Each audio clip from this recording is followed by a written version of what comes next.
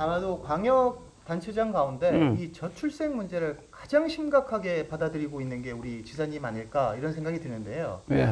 자, 이 저출생 문제를 해결하기 위해서 어떤 노력을 하고 계십니까? 우리나라는 사실 이제 인구가 세계 인구의 늘 1%였습니다. 1%. 예.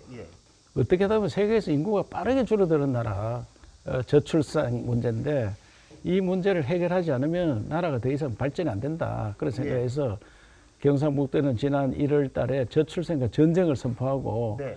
또 이번에 7월 1일부로 저출생 전쟁 본부를 또 조직을 만들었습니다. 네. 경상북도는 전국에서 처음으로 저출생 전담국을 신설해 오늘부터 운영에 들어갑니다. 경북도는 기존 특별팀 체제였던 저출생 전쟁본부를 정식 국체제인 저출생 극복본부로 확대해 흩어져 있던 저출생 관련 업무와 기능을 한 곳으로 모아 추진할 계획입니다. 중앙정부에서 하는 저출생 관련 정책이 피부에 와닿는 게 없습니다. 예. 그래서 피부에 와닿는 정책을 만들자. 이래서 100대 과제를 만들었어요. 예. 100대 과제를 만들어서 중앙정부에서 오히려 우리 거를 참고를 많이 하고 있습니다. 예. 저출생 요건 어떻게 알겠나. 그래서 내가 보듬 정신을 동네에서 아기를 키웠잖아요. 그렇습니다. 서로 보다듬는. 네. 어른도 보듬어 드리고 아기들도 보듬어 주는. 네. 그래서 보듬 정신을 하나 만들어서 대한민국을 새로운 정신 하나를 더 만들어서 해야 되는데 그건 경상북도에서 4대 정신이 있었고 네. 이미 새로운 나라를 만드는데 우리가 나설 수밖에 없다. 네. 그래서 제가 나섰고 특히 경상북도 더 절박합니다. 예. 왜? 그렇습니다. 예. 우리가 노인인구가 제일 많고 네. 어린애가 적게 태어나고 예. 뭐 비율로서는 적게 태어나지 않지만 네. 출산율은 우리가 전국 평균보다 높고요. 예. 그러나 과거에 인구가 가장 많은 지역이었는데 소멸 지역으로 갔으니까 예. 절박함이 있습니다. 그렇습니다. 절박함. 네. 절박함 플러스 우리 또 나라 사랑 정신 예. 이걸 플러스해서 우리가 먼저 나섰습니다. 네. 예. 저출생 문제에 대해서 워낙 오랫동안 고민을 하셨으니까 자, 이 문제를 해결하기 위해서 가장 중요한 것들은 어떤 것이라고 생각하십니까? 지사님 생각하시기에. 그래서 우리나라는 보니까 30대 지금 반이 결혼을 안 했어요. 예. 결혼에 대해서 생각이 많이 달라졌습니다. 예. 꼭 결혼을 해야 되느냐 이런 생각을 갖는데 이 사회 분위기를 바꿔야 됩니다. 예. 그래서 만남부터 주선을 해주자. 네. 어떻게 하면 좀 만나야지 그 결혼할 분위기를 만드는 거 아니겠습니까? 예. 그래서 만남을 주선해줘서 심지어 겨울 되면은 크루즈 여행도 시켜주자. 예. 경상북도는 앞으로 미혼 남녀 만남 주선을 위해 결혼정보회사 역할을 맡습니다. 자연스러운 만남을 위한 청춘 동아리 운영과 여름 휴가나 크리스마스 시즌 매칭 이벤트를 통해 커플이 된 연인과 신혼부부에게 해외 크루즈 여행을 제공합니다.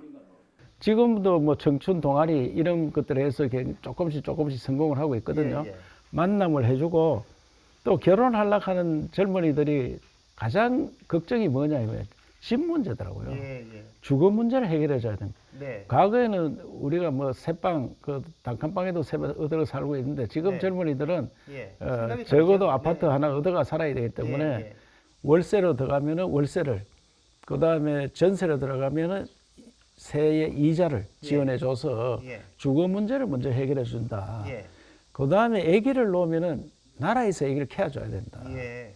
우리나라 80%가 공동 주택에 삽니다. 예. 주로 아파트 살거든요. 예. 그 아파트 1층을 저들이 구입해서 아기 그 지역에 있는 아기를 놓으면은 예. 자기가 부부 맞벌이를 하더라도 아기를 갖다 맡긴다. 예. 맡겨 놓으면은 여기 제일 전문가를 모셔서 제일 전문가 선생님이 애를 봐주는 거예요. 예. 0세부터 초등학교까지. 예. 0세부터 1세, 2세, 3세, 4세, 5세 그 어린이집 그 역할을 다 하도록 만들어주는 거예요. 예. 그러면 돈이 많이 듭니다. 네네. 그래서 돈 드는 거는 우리가 도에서도 이번에 추경이 한 1,100억을 만들어서 네. 모든 예산 여기를 앞서서 실천하자. 네. 그리고 돈이 좀 모자면 온 국민이 나서서 예. 모금을 하자. 예. 모금 운동도 하고. 네네. 심지어 애기 보는 선생님을 이 임시직으로 해서는 절대 안 된다. 예. 공무원, 5급 공무원 네. 수준으로 처음에 모셔가지고 차츰차츰 올라가서 대학 교수보다 월급 더 많이 줘야 된다. 네. 이분들을. 네. 심지어 저는 전업주부가 예. 내가 아기를 키운다 집에서 그럼 어느 아파트에 살고 있는데 혼자 키우기 굉장히 힘들어합니다. 네.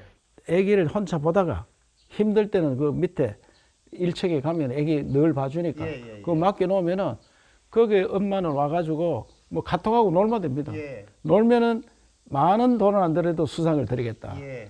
그러면 다른 부모들이 좀 안심을 하게 되잖아요. 네. 우리 이웃집에 누구 엄마가 또 누구 아빠가 요새는 아빠도 보니까 아빠가 내려와서 같이 자기 아까지 다 감독이 되니까 예, 예. 그래서 공동체에서 아기를 키우는 그야말로 보듬이네요. 보통 네. 그래서 공동체도 살리고 예. 아기도 편안하게 안심되게 키울 수 있고 네. 그래서 이런 모델을 만들어서 전국으로 확산하자. 네.